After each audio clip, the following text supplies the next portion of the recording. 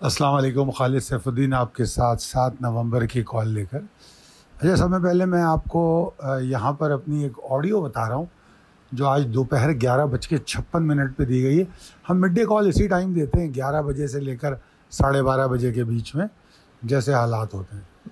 तो ये एक मिड डे कॉल दी गई थी। बेसिकली आज एक सेलिंग कॉल दी थी हमने दौरान मार्केट, और वो मैंने यहाँ दिखाने की कोशिश की है कि 11:56 पे हमने आपको जो मिड डे कॉल दी वो सेल कॉल थी। और यहाँ पर मैंने एक और स्टॉक दिखाया है, बीओपी। शायद आप लोगों ने की नज़रों से गुजरा होगा क्योंकि ये 1 नवंबर का है, और इसमें दो बड़ी अहम चीज़ें बताई गई थी कि एक तो स्टॉक को उस वक्त डिस्करेज किया गया बाय करने के लिए, और दो ऑप्शन दिए गए कि इसको डिप पर बाय करें 5.75 और 5.55 के दरमियान। तो ज़रा जाके देखें कि बीओबी 1 नवंबर के बाद से आज तक क्या हुआ है। ये ज़रूर चेक कीजिएगा कि बीओपी को 1 नवंबर को ये अपडेट दी गई। हम कोई इस तरह की बाय कॉल नहीं देते कि buy here, target 1 target 2, stop loss ये। हम आपको समझाते हैं कि स्टॉक चाहता क्या है, कह क्या रहा है, करना क्या चाहिए। तो ये बीओपी की वो कॉल 1 नवंबर की शेयर की है। दोनों ऑप्शन जो इसमें दिखाए इसको पढ़िए, समझिए और फिर बीओपी को चेक कीजिए। अच्छा जनाब, आज का जो इंडेक्स था वो मेरे हिसाब से अगेन कोई सरप्राइजिंग नहीं था, इसलिए कि कल की कॉल में ये कहा गया कि 92,193 के ऊपर इसमें तेज़ी ही रहेगी और ये 93 तक को टारगेट करने की कोशिश करेगा। मेरे हिसाब से 93 आज टारगेट हुआ है क्लोजली, मतलब बाय नंबर जाऊं तो 92,967 है, मगर 92,000 के इंडेक्स में 30-35 पॉइंट तो कुछ भी नहीं होते। तो मेरे हिसाब से 93 कमोबेश टेस्ट हो गया। और उसके बाद फिर बुल्स ने पूरा दिन कोशिश की 92,600-800 के बीच में सर्वाइव करने की। फिर जिस तरह अभी आपको मैंने मिड डे कॉल दिखाई, 12 बजे से पहले हमने एक मिड डे कॉल दे दी थी जिसमें हमने कहा था कि माल बेच दो, नीचे मिलेगा। और ख़ास तौर पे ये बात मैंने कही थी कि माल मिल जाएगा, परवाह नहीं करना। और न सिर्फ ये कि अच्छा, जब सेलिंग कॉल दी जाती है तो इसका मतलब ये नहीं होता कि हर ABCD शेयर सारा बिक जाएगा। ये अब जिसने माल ख़रीदा है उसको पता होता है कौन सा शेयर किस सिनेरियो में लिया गया है। कोई एक्यूमुलेशन चल रही है तो जिसकी अभी 20% एक्यूमुलेशन हुई है और होनी है, तो उस शेयर को हम नहीं बेच रहे, ठीक है ना। मगर कुछ शेयर ऐसे होते हैं जो आउट परफॉर्म कर चुके हैं या 60-70% परफॉर्म कर चुके हैं या शॉर्ट टर्म ट्रेडिंग में थे वो, तो ऐसे स्टॉक को तो यकीनी तौर पे बेच दिया जाता है। तो अब आप देख सकते हैं कि 93,000 से मार्केट 91,000, यानी कि तकरीबन 1,000 पॉइंट की गिरावट आती है वहाँ से। उसके बाद फिर मार्केट रिकवर करती है। उस रिकवरी पे भी मेरा मौक़िफ़ यही था कि 92,193, 160 के ऊपर अगर मार्केट नहीं सर्वाइव कर पाती है तो मार्केट के लिए मुश्किल मरहला है। और मेरे हिसाब से मार्केट जो है कमोबेश 92 के नीचे ही क्लोज़ हुई है। ये लास्ट मिनट की कुछ रिकवरी थी जो मार्केट को 92,021 की क्लोजिंग दिखा रही है। तो बावजूद इसके कि सेलिंग कॉल दी, याद रहे कि हमने अपनी मिड डे कॉल में इसको कोई बेयरिश थ्रेट नहीं करार दिया गया, हमने इसको अपॉर्चुनिटी ऑफ रीबाइंग करार दिया ऑन लोअर लेवल। बहरहाल डिस्ट्रीब्यूशन ऑफ वॉल्यूम्स के बारे में भी मैंने दौरान सेशन कहा कि यार आज अच्छा नहीं लग रहा, और मैं देख रहा था 17 करोड़ का वॉल्यूम 2 स्टॉक ले गए 100 इंडेक्स के, और 30% वॉल्यूम बेशक ज़्यादा है, 37 करोड़ का वॉल्यूम है आज, मगर उसमें 16-17 करोड़ तो 2 स्टॉक का वॉल्यूम है। एनीवेज, पॉसिबिलिटीज एंड स्ट्रेटजीज पर चलते हैं।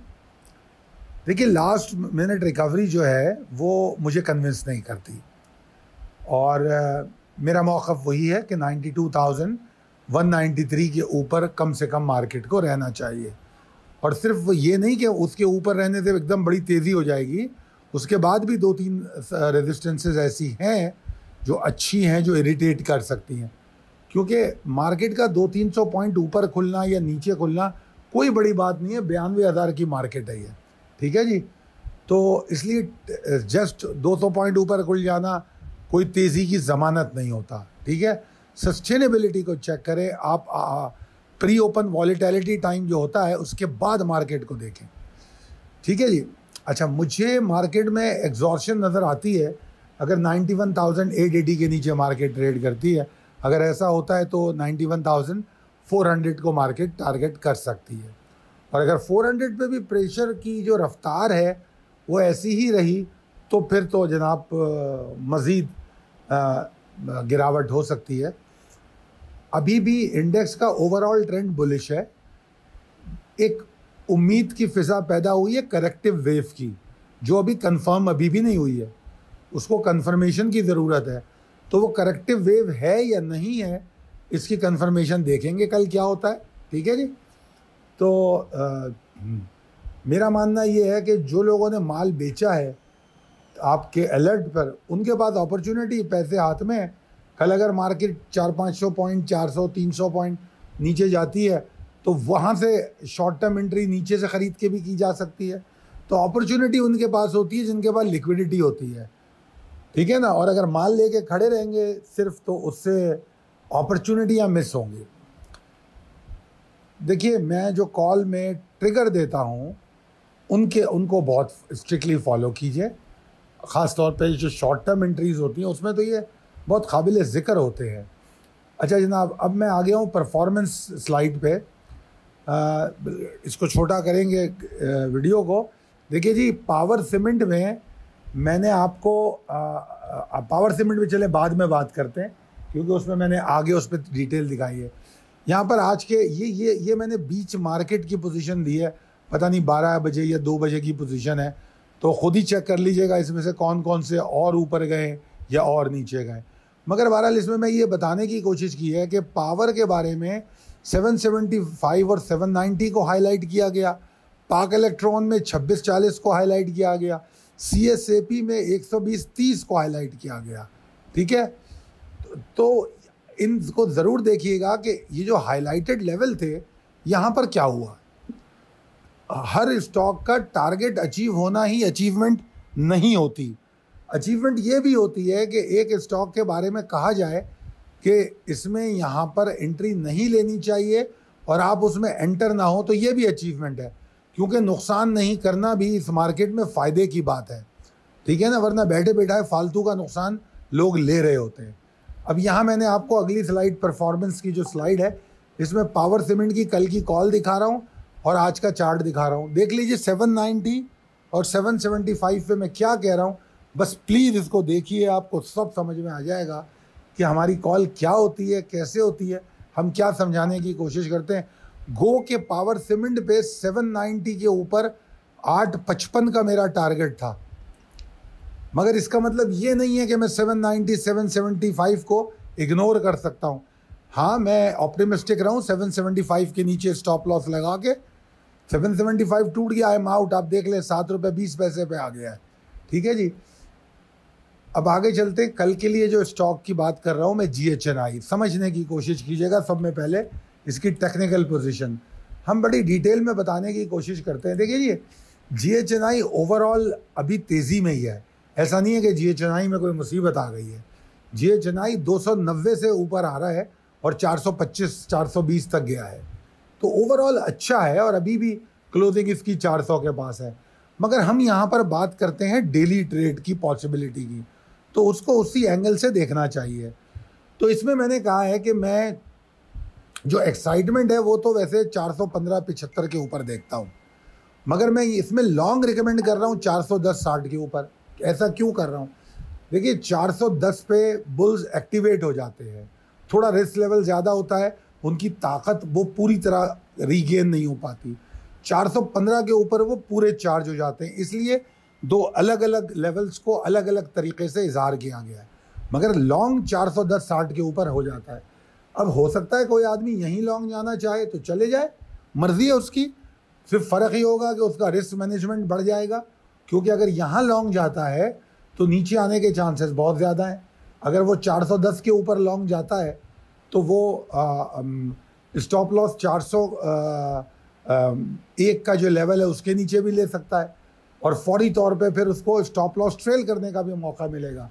मगर जो यहाँ लॉन्ग जाएगा उसको 395 तो शायद देखना ही पड़ जाए कल, ऐन मुमकिन है। ठीक है ना। और अगर 395 के नीचे ट्रेड हुआ तो एक बड़ा टेंशन मौजूद है 389 87 के पास, ठीक है ना। इसलिए ट्रिगर बेस एंट्री करना ज़्यादा मुनासिब है इसमें। अब आप इसमें देखिए, मैंने लिखा है कि इसमें पोटेंशियल तो है 425 का, और एक बात और समझ लीजिएगा कि 425 के ये करीब जा चुका है। मैं आपको दिन भी बता देता हूँ, 23 अक्टूबर को इसने 420.99 का हाई बनाया था, तो ये 425 के करीब ज़रूर गया है। तो वो पोटेंशियल इसका अभी भी वही है टारगेट जो है, मगर बहरहाल उसके लिए ज़रूरी है कि 410-60 के ऊपर वॉल्यूम जनरेट करे, वरना ऐसा कुछ नहीं हो रहा, ठीक है जी। दूसरी सूरत में अगर ये 394.85 के नीचे ट्रेड करता है, एंट्री मत लें, दूर खड़े रहें, क्योंकि 387.75 के नीचे तो शॉर्ट ट्रिगर हो जाता है, ठीक है ना। अच्छा, इसमें मैंने एक जुमला लिखा है कि मैं यहाँ पर शॉर्ट ऑन स्ट्रेंथ और बाइंग ऑन डिप की बात सिर्फ स्मार्ट ट्रेडर के लिए कर रहा हूँ। क्यों ऐसा कह रहा हूँ मैं? उसकी वजह ये है कि शॉर्ट ऑन स्ट्रेंथ और बाइंग ऑन डिप, इसको उसका फैसला वही आदमी करता है कि जो सेंटिमेंट को लाइव मार्केट में समझने की अहलियत रखता है। मैं आपको कॉल दे रहा हूँ डेड मार्केट में, जब मार्केट क्लोज है, ठीक है ना। तो अगर कल मैं दिन में अपने ग्रुप पे बात करूँगा तो हो सकता है मैं शॉर्ट ऑन स्ट्रेंथ की भी बात करूँ, लॉन्ग ऑन डिप की भी बात कर लूँ, मगर आपको इस वक्त ये कहना मुनासिब नहीं होगा। मगर एक बात याद रखिए, जो मेजर लेवल होता है, जैसे सपोर्ट है यहाँ पर इस जगह पे 387.75 वाला जो सपोर्ट है, इसको मेजर सपोर्ट करार दिया जा सकता है, क्योंकि इसके नीचे शॉर्ट की गुंजाइश पैदा हो रही है। तो इसका मतलब क्या हुआ कि ये वो एरिया है 394 से 387 का, जहाँ पर लॉन्ग ऑन डिप को चेक किया जा सकता है। उसी तरह अगर शॉर्ट ऑन स्ट्रेंथ को चेक करना हो तो 410-60 के नीचे नीचे चेक होगा। ये मेरी कोशिश होती है सिखाने या समझाने की, आप लोगों को कोशिश करूं, तो वो मैंने की है। अच्छा जनाब, कल एक साहब ने सवाल किया और उनका सवाल ये था कि आप पता नहीं मुश्किल सवाल कह रहे थे वो, या क्या लिखा था, अभी मुझे एग्जैक्टली उनका जुमला याद नहीं है, मगर कुछ उनका सवाल ये था कि मैं मुश्किल जवाब देने से हिचकिचाता हूँ। तो मैंने उनसे कहा था कि मुझे प्लीज़ जवाब, वो सवाल हाईलाइट कीजिए ताकि मैं समझ सकूँ। तो आई डोंट नो कि उन्होंने उसका जवाब दिया या नहीं। आप हाँ, उन्होंने लिखा था why do you get nervous if someone asked you a difficult question. तो भाई वो मुश्किल क्वेश्चन क्या है, मुझे पता भी तो लगे कि वो मुश्किल क्वेश्चन क्या है।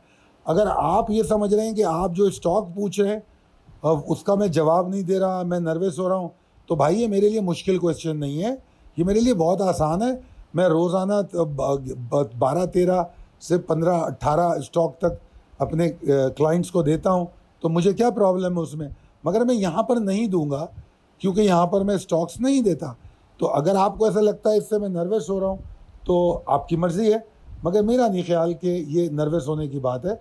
मैं तो बड़े वाज़ेह तौर पे बता रहा हूँ कि यूट्यूब वो जगह नहीं है जहाँ पर मैं अपने स्टॉक की जो इन्फॉर्मेशन है आपको दूँ। हाँ, आप लोगों के रिक्वेस्ट पे एक स्टॉक रोज़ दे रहा हूँ। आज मैंने GHNI को बड़ी तफसील से समझाया है और उम्मीद करता हूँ आप इसको फॉलो करेंगे, समझेंगे। और पावर सीमेंट को भी मैंने बता दिया। पावर सीमेंट में आप ज़रा जाके देखिएगा, स्टॉप लॉस मैंने रेड हाईलाइट किए थे। आप में से कितने लोग हैं जो उसको समझ सकें? अगर आपको समझ नहीं आता, आज एक साहब ने हमें ज्वाइन किया तो उन्होंने मुझसे सवाल किया, तो मैंने उनको एक बड़ा आसान सा तरीका बताया कि अगर आपने आज ज्वाइन किया है तो 2 दिन तक ट्रेड मत कीजिए, सिर्फ कॉलों को पढ़िए और उनको अप्लाई करके देखिए। जब तक आपका कॉन्फिडेंस नहीं डेवलप होता, समझ नहीं पाते कॉल को, अप्लाई नहीं कर सकेंगे, आप उसमें कामयाब ट्रेडिंग नहीं कर सकेंगे। मैं उम्मीद करता हूं कि आप लोग मेरी बात को समझ रहे हैं, और अगर समझ रहे हैं तो हमारी वीडियो पे भरपूर कमेंट कीजिए ताकि कल हम आपको स्टॉक नया दे सकें। हमारा नंबर है 0345 619 0443। बहुत शुक्रिया, अल्लाह हाफ़िज़।